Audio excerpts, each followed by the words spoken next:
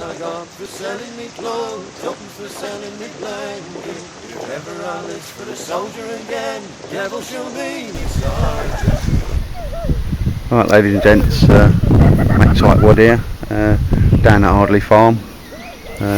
Get those index in there, and just out for the weekend. We have had, so I'm not going to pan too far, right, because I don't get people's kids on cam.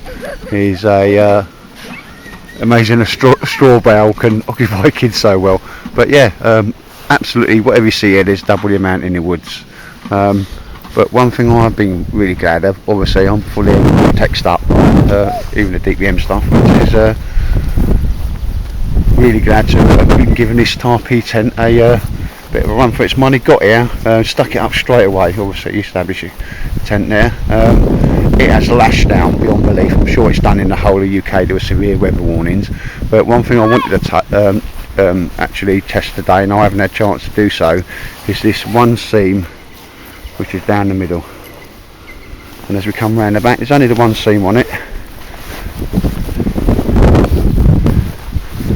As we see, it's literally there all the way down, and it's had a full sort of 6 hours lashing rain, cue the north wind. Wind's obviously coming that way, entrance away from the wind, and I've stuck this beige, I call it Courty Brown Bergen under. That's just my food Bergen, my admin Bergen. So anything that was coming through that seam, and I put some seam sealer on it. And what I did there, and it's for one of mine, Sandy's got one, is got the Fab Seal with a wide sort of 1 inch brush, just come down there, but really soaked it into that seam, and the cotton really seems to have done the trick. And again, a lot of people there. It's got the, I'll show you underneath, like the Cadora nylon thing there. So I'm not really too chippy with this seam sealer. It's gone all sort of hard on me, and I don't know if it's supposed to do that, but sort of people said, like, use that old silicone sealer. It's certainly doing the job. It is as a bone under there. And again, when you're looking at this, it's only meant to replace or better a tarp, bearing in mind this weighs less than a tarp.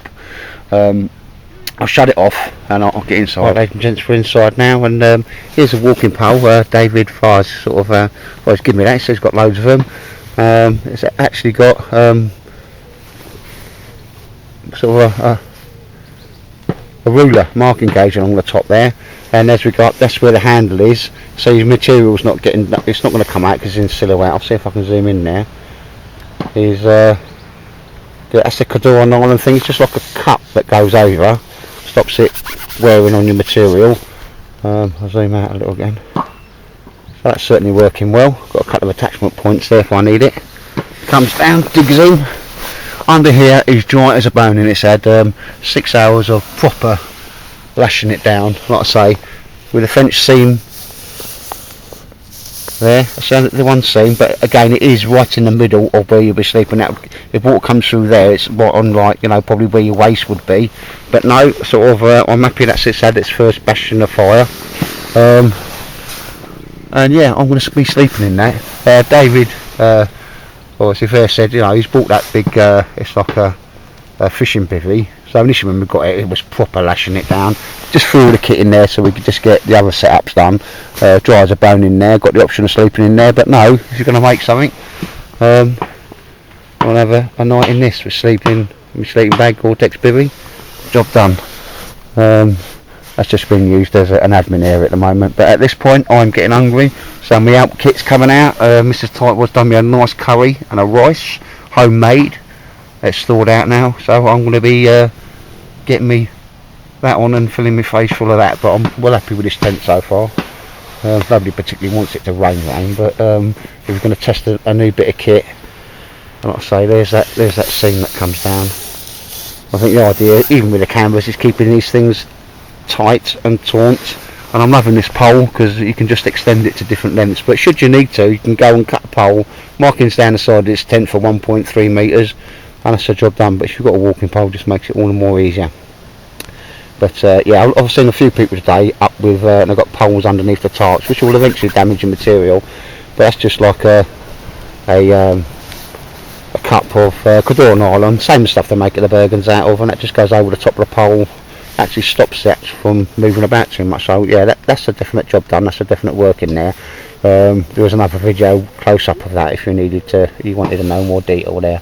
But yeah, quite happy with this. At this point I'm going to shut my cake hole and feed my cake hole. So take care everybody, be safe. This is David's Fairs, pushing it up as I call it, but I tell you what, on weather like this, I normally make the old heated absolutely stunning bit of kit. Got this for a fantastic little price, an Oz tent, and that's a cracking bit of kit, mate, isn't it? That's a job, doesn't it, in this weather? Well, it did, mate. It sort of was out early on. That rain was just, well, I suppose it's like all over the UK. It's eased up a bit now, but it was quite horrendous, wasn't it? Especially when we had the front open and that. Got your little stove in there, little table. That's all our chairs at the moment. Plenty of wood in there. It's a bit dark, ladies and gents, just giving you a quick. But yeah, loving this, just in case anybody wants details. Let's have a look. Oz tent, RV1. He came by a friend who'd used it and went on to better things, and I think David done a smart idea and bought this off him. Beautiful material. It's like a waxed, I don't know, it's hard to describe. It's all ripstop and that. Quality of manufacture, I don't know what I'm looking at and talking about. Absolutely beautiful. Well, front panel, side panels, a lot. Absolutely cracking bit of kit. And Paul, otherwise known as Shovel Recce, and a few people will know always take that nickname, is in the old sort of Lavu tent there. Just capture that because people go, oh, you know, World Wide Web is Lux Outdoor. And again, the wind's probably taking my voice now. He's just stuck a MTP tarp over the front just to do a bit of admin area. So yeah, that's the old 3 different setups in there. I was quite surprised by how many people are in the woods there, mate. I was, yeah. I Yeah. didn't expect it to be that many. No, it's cracking, though. More than I thought. Yeah, a lot more. But anyway, I'm going to shut my face now and go and get some dinner on. Right, ladies and gents, we had about 3 or 4 minutes. I've done a quick bit of filming. Now the rain started going again, which is okay. Guess what? It's not glamping. But one thing it is giving me the chance to do is to see if I can live under this thing. There's my old zebra billy pot, Ms tightwad, curry in there, some rice to add later on. Bought this little fishing table, couple of £3. It's not showing up too well. And cooking in the old Alp kit with my little improvised burner ring under here. But yep, this is big enough to sort of cook under and operate under. Obviously it's not like comfortable. I'm cooking on me elbow, if that makes sense, because you're always prone in here. I could sit up and kneel up, but not with my back. And yeah, probably doing some really crap filming here. Just going to get my scoff on now. But yeah, I'm going to spend the rest of the time in this tent. A little teat tarpy. Anyway, take care. Right then, ladies and gents, I can certainly say for a full day, full 24 hours, this tent has been up there, kept out of the water. Horrendous gales we had here, very late on in the night. A few people with some of the bigger, taller tents had a problem. I've faced that into the wind, and we're probably getting wind now. And I slept under that last night. Sleeping bag, BB bag, so I used my dry bag, and I put all my jacket in it, my boots in it. That became my pillow. And literally the noise of the wind, which was pucker, it was pucker wind, woke me up on a couple of occasions. But other than that, I slept in that. I had a dry night's sleep. The seam held up, which I'll bring you closer in and have a look at that.